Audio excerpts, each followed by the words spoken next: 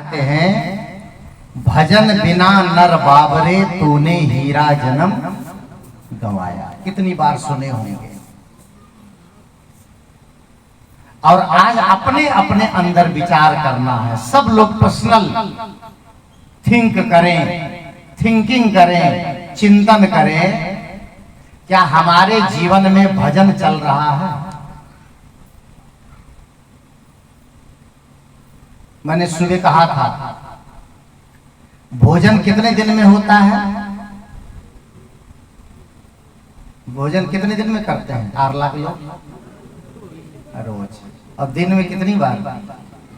3 बार, 2 बार, 3 बार, 4 बार भी। और कहीं मार्केट निकल गए तो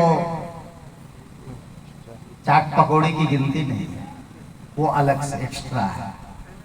भोजन रोज हो रहा है, ध्यान दीजिएगा थोड़ा।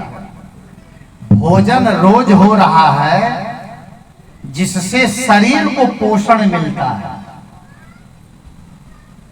और आत्मा को किससे पोषण मिलता है? किससे? भजन से। वो रोज हो रहा है। अपने अंदर झांकिए। सदगुरु कबीर साहब कहते हैं कि भजन के बिना ये जीवन जो हीरा के समान है। कितना कीमती है हमारा जीवन। सुबह चर्चा हुई थी थोड़ी कि मनुष्य का मूल्य कितना ज्यादा है। और मनुष्य का मूल्य नहीं है, ये शरीर का मूल्य नहीं है। शरीर का मूल्य इस आत्मा के नाते है। किसके नाते है? आत्मा के नाते। और आत्मा की खुराक क्या है? यही भात दाल, रोटी सब्जी। आत्मा की खुराक क्या है? भजन। और भजन का मतलब क्या है? यही हारमोनियम, तबला, बेंजो, कैसियो, बांसुरी, वायलिन, मृदंग, सितार, गिटार, परकशन, कीबोर्ड, सिंथाइजर लेकर के बढ़िया भजन गा ले। यही भजन है। अगर यह भजन है तो हम गाने वाले ही केवल पार होंगे और आप सब लोग डूब जाएंगे। ये भजन नहीं है, ये मनोरंजन है। ये भजन औपचारिक भजन है। साहब हमसे बहुत बढ़िया बढ़िया लोग गाते हैं भजन। ये जो भजन मैंने गाया ना, बहुत प्रसिद्ध गायक ये भजन गाए स्टेज पर। लेकिन जब भजन गाने के लिए स्टेज पर गए तो 2 बोतल चढ़ा के गए। मैंने पूछा आप इतने प्रसिद्ध भजन गायक और कबीर साहब का भजन गा रहे हैं कि भजन बिना नर बाबरे हीरा जन्म गमाया, और आप शराब पीते हैं। कहते महाराज हम कोई साधु संत थोड़ी है, हम तो भजन गा के पैसा कमाते हैं। हमारा गाना एक व्यवसाय है। मैंने कहा कम से कम शराब तो नहीं पीना चाहिए आपको, कबीर साहब का भजन गाया है। उन्होंने कहा महाराज 2 पैग लगा लेते हैं तो जरा स्टेज पर जाने से मूड बन जाता है। मूड बन जाता है, भजन गाने का मूड बन जाता है। भजन गाना और भजन करना दोनों बिल्कुल अलग अलग बात है। याद रखिएगा, भजन गाने में ये सब झंझट की जरूरत है। माइक लाओ, हारमोनियम लाओ, तबला लाओ, बेंजो लाओ, सिस्टम लगाओ, सेटिंग करो। भजन गाने में और करने में क्या क्या चाहिए? सदगुरु कबीर साहब ने कहा है कि सुमिरन सूरत लगाए के और मुख से कछु न बोल, और बाहर का पट बंद कर और भीतर का पट।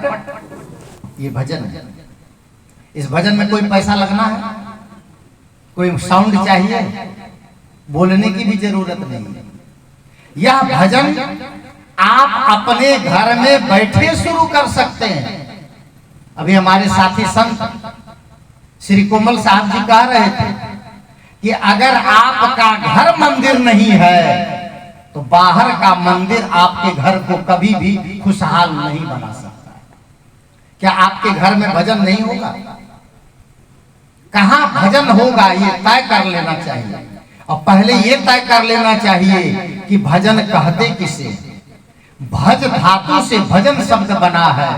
संस्कृत का भज धातु से भजन शब्द की उत्पत्ति हुई है, जिसका अर्थ होता है जुड़ जाना।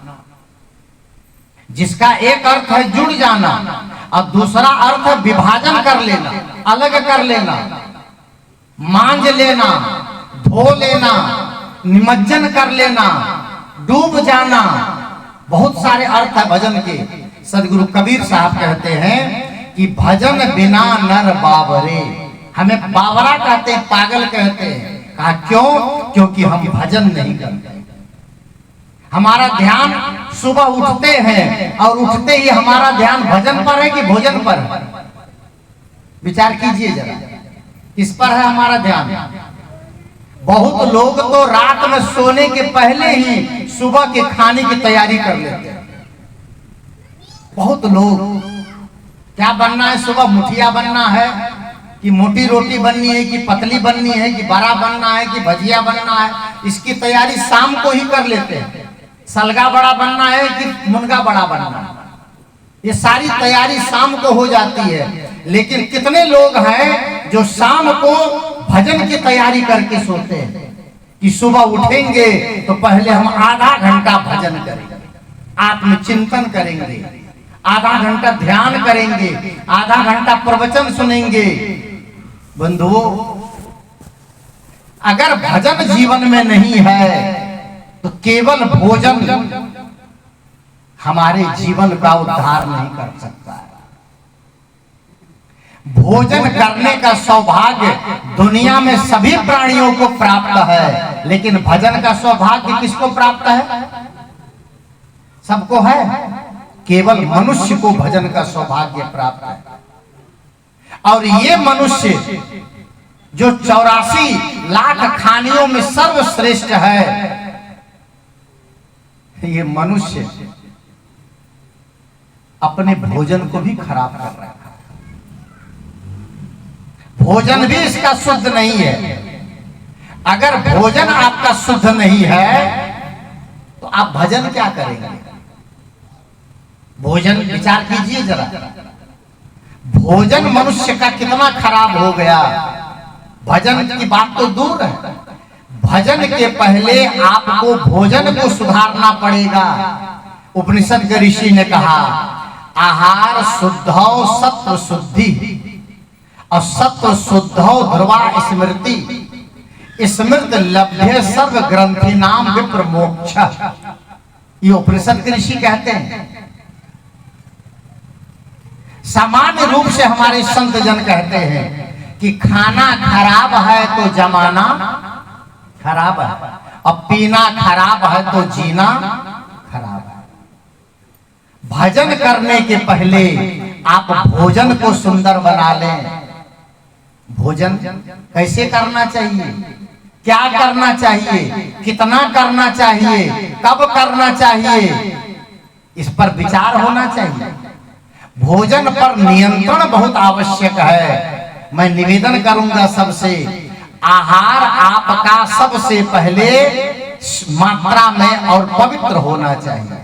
अंडा, मांस, मछली, गांजा, बीड़ी, तंबाकू, सिगरेट, भांग, जर्दा, गुड़ाखू, गुटखा, शराब, ये सब आपका आहार नहीं है। ऐसा आहार करने वाला मानव नहीं है। उसको क्या कहा जाता है? राक्षस कहा जाता है। आप राक्षस नहीं हैं, आप मानव हैं। आप देव की उपाधि प्राप्त कर सकते हैं। आप अपने जीवन को सुधार करके, संत ने भजन गाया ना कि संकल्प हो हमारा इंसान हम बनेंगे, और इंसान बन गए तो भगवान भी बनेंगे। छत्तीसगढ़ में मैं 35 वर्षों से आ रहा हूं। पूज्य गुरुदेव सदगुरु श्री अभिलाष साहब जी के साथ में 2010 के पहले उनके साथ में आया करता था। 2012 के बाद में स्वतंत्र कार्यक्रम बनने लगे तो ऐसे आने लगा। उस समय आज से 25-30 बरस 35 बरस पहले गांव में अंडा की दुकान नहीं मिलती थी। अंडे की दुकान गांव में नहीं मिलती, बाजार बाजार में कहीं हो तो हो, लेकिन आज कैसा हो गया? 35 वर्षों में अंडे की दुकान गांव में है कि नहीं? खूब है। और है ही नहीं बल्कि खाते भी हैं, खिलाते भी हैं। क्या जीवन में भजन होगा? विचार कीजिएगा। भजन, आजकल की युवा पीढ़ी कितना दिग्भ्रमित हो गई है। किसी ब्राह्मण आदमी ने कह दिया अंडा में प्रोटीन और विटामिन होता है, इसलिए संडे हो या मंडे, बोलिए जोर से, रोज खाओ। है चित है ये बात? कहते हैं ना लोग। आजकल के बच्चे ये सब पढ़ रहे हैं और लोग कहते हैं आजकल के कितने दिमाग के पैदल डॉक्टर घूम रहे हैं समाज में। जो डॉक्टर के पास कोई बीमार चले जाएं तो कहते हैं आपको अंडा खाना पड़ेगा, नहीं तो ये बीमारी ठीक नहीं होगी। विचार कीजिए, अंडा में प्रोटीन और विटामिन है। थोड़ा ध्यान चाहूंगा, अंडा में प्रोटीन और विटामिन है। विचार कीजिए, अंडा कहां से आता है? खरबूजा के झाड़ से। कहां से आता है अंडा? भिंडी के पेड़ में, आम के पेड़ में, अमरूद के पेड़ में, अंगूर के गुच्छे में आता है। अंडा आता है मुर्गी के पेट से, और अंडा में प्रोटीन और विटामिन खूब है। तो मुर्गी रोज काजू किशमिश खाती है क्या? मुर्गी क्या खाती है? रोज दूध पीती है, रोज पनीर की सब्जी खाती है। ये प्रोटीन और विटामिन अंडा में आ गया। ये भ्रम किसने डाल दिया? समाज के तमाम ऐसे बुद्धिजीवियों ने समाज को प्रदूषित कर दिया कि अंडा में प्रोटीन और विटामिन है। इसी छत्तीसगढ़ में एक जगह में था, शाम को सत्संग करके उसके घर गया, बट ऐसे पूजा में ले गए। मैंने कहा आपके दोनों बच्चे नहीं दिख रहे हैं?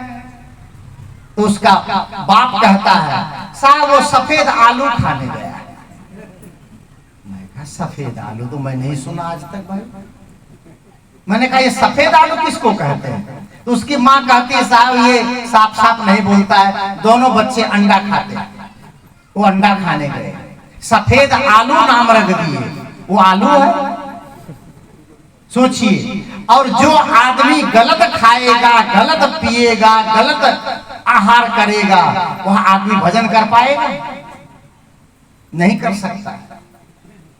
अंडा खाने वाले, मुर्गी खाने वाले, मुर्गा खाने वाले, आजकल तो पोल्ट्री फार्म इतने खुल गए हैं। इसी छत्तीसगढ़ में था। मैंने कहा कि आपके पिताजी कहाँ हैं? कहा फार्म पर गए हैं। मैं सोचा कि कृषि फार्म होगा बढ़िया। मैंने कहा फार्म पर चलो ना, हम लोग भी टहल आते हैं शाम का टाइम। नहीं आपके जाने लायक नहीं। मैंने कहा वो कौन सा फार्म है जिसके जाने लायक नहीं है? हरी भरी फुलवारी होगी, हम भी देखेंगे। कटहल होगा, पपीता होगा, भिंडी होगी, शिमला मिर्ची होगा, फसल होगी, सब्जी होगी, सेमी होगी, चेंच होगी, हम भी चल देखे। कहा नहीं साहब वो मुर्गी का फार्म है। सोचिए, भगत लोग मुर्गी का फार्म खोल रहे हैं केवल पैसे के लालच में, और वो मुर्गी में जितना उत्पादन हो रहा है उसको कौन खा रहे हैं? कौन खा रहा है? मुर्गी का अंडा किसके लिए तैयार हो रहा है? इंसान के लिए। साहब ने तो कहा है कि जग में 4 सुअर है भाई।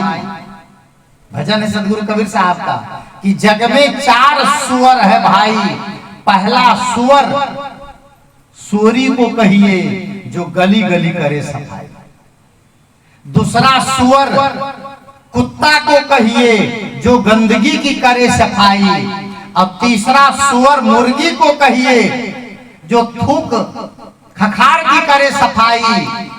और चौथा सुअर आदमी को कहिए जो तीनों की करे सफाई। ये आदमी ये सब की सफाई कर जाता है, सबको खा जाता है। आदमी सब, न मुर्गी बची, न कुत्ता बचा, न सुअर बचा, न मुर्गा बचा, न बकरी बची, न बकरा बचा, न अंडा बचा, न मछली बची। सबको साफ करने वाला कौन है? इंसान। और इंसान को कहा जाता है बड़े भाग्य मानुष तन, इसीलिए पावा क्योंकि सब साफ कर जावा। ये सब साफ कर जाते इसीलिए बड़े भाग्य मिला है। सोचिए, अब सदगुरु कबीर साहब कहते हैं कि मनुष्य का तन मिला है तो भजन करो, भजन, भोजन भी करो और भजन भी करो। सदगुरु संत ने कहा,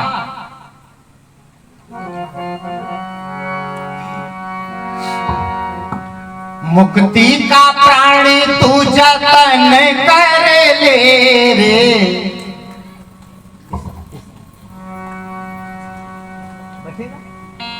आएगा इस पर, तीसरे पर आएगा, नहीं तो हम इससे गा लेंगे, इसलिए ये भजन यहीं से आएगा। मुक्ति का प्राणी तू जतन कर ले रे, रोज थोड़ा थोड़ा, रोज थोड़ा थोड़ा, रोज थोड़ा थोड़ा गुरु का भजन कर, रोज थोड़ा थोड़ा साहिब का भजन।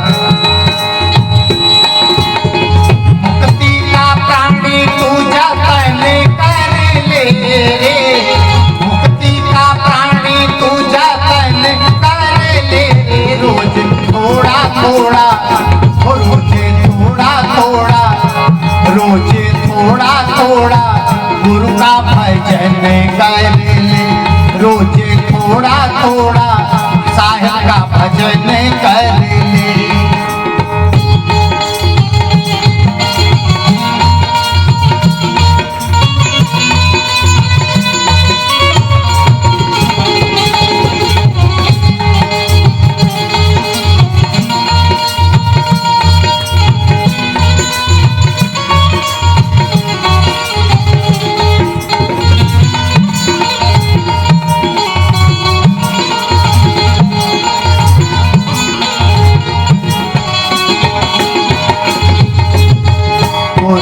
भजेगा तो गुरु का हो जाएगा, गुरु को भजेगा तो गुरु का हो जाएगा। आत्मा भक्ति से आत्मा का मैल धुल जाएगा, भक्ति से आत्मा का मैल धुल जाएगा।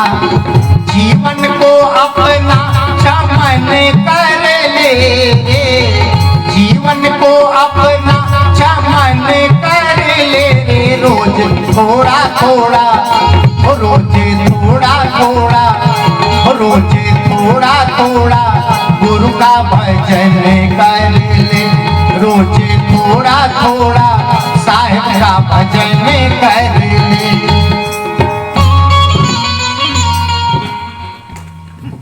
रोज थोड़ा थोड़ा क्या करना है? जोर से बोलिए। रोज थोड़ा थोड़ा भजन करना है। मैं गा रहा हूं कि मुक्ति का प्राणी जतन कर ले और रोज थोड़ा थोड़ा साहिब का भजन कर ले। सब लोग प्रेम से गा रहे हैं, मिलके गा रहे हैं मेरे साथ। रोज थोड़ा थोड़ा भजन कितना कितना करना है? बोलिए जोर से, थोड़ा थोड़ा।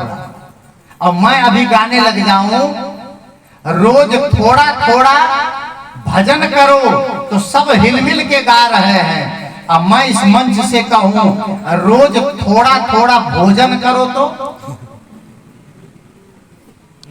कितने लोग कहेंगे तोर बाप के खातों का? कई लोग कहेंगे आपके बाप का खा रहा हूं जो मैं कम खाऊंगा, क्यों थोड़ा खाऊंगा? पेट भर खाऊंगा। मेरे भाइयों बहनों, पेट भर खाइए, पेट भर भोजन कीजिए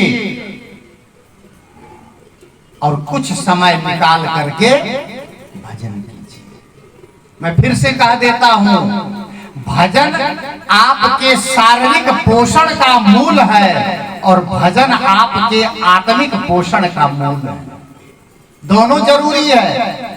बिना भोजन के शरीर नहीं चलेगा और बिना भजन के यह आत्मा सुखी नहीं होगी। केवल गेहूं से भूख मिट सकती नहीं। स्वरूपलीन संत श्रद्धेय श्री ज्ञान साहब जी की ये पंक्तियां वो कहा करते थे, केवल गेहूं से भूख मिट सकती नहीं, गुलाब पर ही नजर टिक सकती नहीं, है दोनों की जरूरत इंसान के लिए, एक चक्का से गाड़ी चल सकती नहीं चलेगी। आपके दोनों पैर अगर स्वस्थ हैं तभी आप चल पाएंगे, और एक पैर में अगर दर्द है तो नहीं चल पाएंगे। ये आपके जीवन के दोनों पहलू हैं, एक शारीरिक और एक आत्मिक, एक व्यवहार और एक परमार्थ। आप व्यवहार को बहुत समुज्ज्वल बना लिए और परमार्थ के बारे में आपका कोई ख्याल नहीं है। सदगुरु कबीर साहब कहते हैं, जो समय बचा है उसको भजन में लगाइए। और भजन का मतलब क्या है? भजन का मतलब है आत्मशोधन। भजन का मतलब है अपने जीवन को रगड़ करके साफ कर लेना। पंक्ति आपने सुनी होगी, मन की तरंग मार लो बस हो गया भजन, और आदत बुरी सुधार लो बस हो गया भजन। भजन न गा सके कोई बात नहीं है। आपके जीवन में कोई ऐसी आदत है जिस आदत से आपका सर नीचा है, आपका परिवार दुखी है, आपका समाज दुखी है, आपके बच्चे दुखी हैं, आपका जीवन कंटकाकीर्ण है, उस आदत को ठीक कर लेना भजन है। उस आदत को सुधार लेना भजन है। और यहाँ कोई बहाना नहीं, यहाँ पर कोई आपका विकल्प नहीं है, यहाँ पर आपके लिए कोई और ऑप्शन नहीं है। मैंने कहा भोजन के लिए आदमी सुबह से शाम तक प्रयास करता है, किसके लिए? इस पेट के लिए। पेट कभी भरा आज तक? मुझे बता दीजिए आप लोग, भर गया? रोज खाते हैं, पेट भरा? कभी भरेगा? दुनिया में 4 गड्ढे कभी नहीं भरते हैं, कभी नहीं।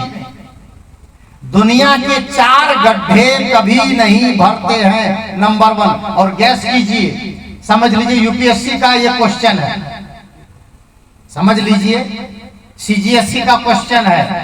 ये 4 क्वेश्चन सब लोग अंदाज लगाइए। 4 गड्ढे कभी नहीं भरते हैं। पहला गड्ढा क्या है? पहला गड्ढा आपका पेट ही है। भरा कभी आज तक? जब से हम लोग खाने लगे, मैं समझता हूं अगर कोई आदमी 50 बरस का है और जब से वो खाने लगा है तो मेरे अंदाज से 3-4 ट्रक चावल खा गया होगा। एक आदमी 3-4 ट्रक चावल खा गया होगा, एक बीते के पेट में भर गया। शाम खाओ तो सुबह खा ली, और सुबह खाओ तो पहला गड्ढा। दूसरा गड्ढा बोलिए, गैस कीजिए कौन सा है? दूसरा गड्ढा समंदर है। समंदर कभी भरा आज तक? भर गया? नदी भर गई, नाले भर गए, तरिया डबरी भर गए, और समंदर कितना भी पानी भेज दो, समंदर ओवरफ्लो कभी हुआ? दूसरा गड्ढा समंदर, याद रखिएगा, फिर कभी आऊंगा तो पूछूंगा। और तीसरा गड्ढा बोलिए, गैस कीजिए, तीसरा गड्ढा शमशान है। कितनी लाशें जल गई, आज भी शमशान खाली का भरा कभी? कितनी लाशें जल गई शमशान में, खाली की खाली है। और अंतिम गड्ढा कौन सा है बताऊं? ये मनुष्य का दिमाग है, ये मनुष्य का मन है, ये कभी नहीं भरता। पेट भरेगा लेकिन मन, पेट एक बार भर भी जाएगा लेकिन मन नहीं भरता। कितने लोग तो मन के चक्कर में कहते हैं फलानी जगह गया था और वहां जो आइसक्रीम मिला था, वो आइसक्रीम, वो गाजर का हलवा आज तक नहीं मिला। अब कितने लोग कहेंगे साला पेट ही भर गया जल्दी, नहीं तो मैं और खाता। ये कहते हैं कितने लोग, ऐसा गाली दे के बोलते हैं कि पेट भर गया नहीं तो और खाता। पेट भर गया लेकिन मन नहीं भरा। ये कभी भरता भी नहीं है। ये गड्ढे हैं जो आदमी कभी नहीं भर सकते हैं।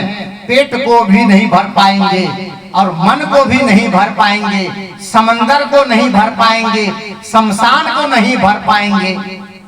लेकिन अगर आप भजन करेंगे, अगर आप साधना करेंगे, अगर आप सत्संग करेंगे, तो कम से कम आपके जीवन में मानसिक संतोष होगा, विवेक होगा, आपके अंदर एक संतुष्टि होगी, एक कॉन्फिडेंस बढ़ेगा और वहां पर पहुंचकर आपको लगेगा कि दुनिया में अब मेरे पाने के लिए कुछ नहीं है। चाह गई चिंता मिटी, मनवा बेपरवाह, और जाको कुछ नहीं चाहिए, सोई साहन। इस बात को भी कभी कभी ख्याल करें, इस बात पर भी कभी कभी चिंतन करें। भजन का मतलब है आत्मशोधन करना। भोजन हमारे लिए मजबूरी है और भोजन हमारे लिए, भजन हमारे लिए जरूरी है। भोजन हमारे लिए मजबूरी है और भजन हमारे लिए जरूरी है। भजन को भी हमें साधना है, करना है, तभी ये जीवन सफल होगा। मनुष्य केवल खाने, कमाने, जीने, शादी विवाह, बाल बच्चे, घर गृहस्थी में उलझ के रह जाता है। कभी ये नहीं सोचता है कि मैं शरीर नहीं हूँ, मैं औरत नहीं हूँ, मैं मर्द नहीं हूँ, मैं माँ बाप नहीं हूँ, मैं दादा और दादी नहीं हूँ, मैं मास्टर और डॉक्टर नहीं हूँ। ये तो औपाधिक है, मैं तो शुद्ध आत्मा हूँ और आत्मा के उद्धार के लिए आप कौन सा काम करते? कभी सोचा? ये सब औपाधिक है, सब इसी उपाधि में घोले घूम रहे हैं। याद रखिएगा, समय आएगा और आप यहाँ से विदा हो जाएंगे, तब एक भजन ही है जो आपके साथ चलेगा, आपका काम आएगा, आपको समृद्ध करेगा, आपको सुखी करेगा। और उस भजन के लिए आप लाख बहाने बनाते, समय नहीं है, फुर्सत नहीं है, वक्त नहीं है, उम्र नहीं है। संत ने कहा,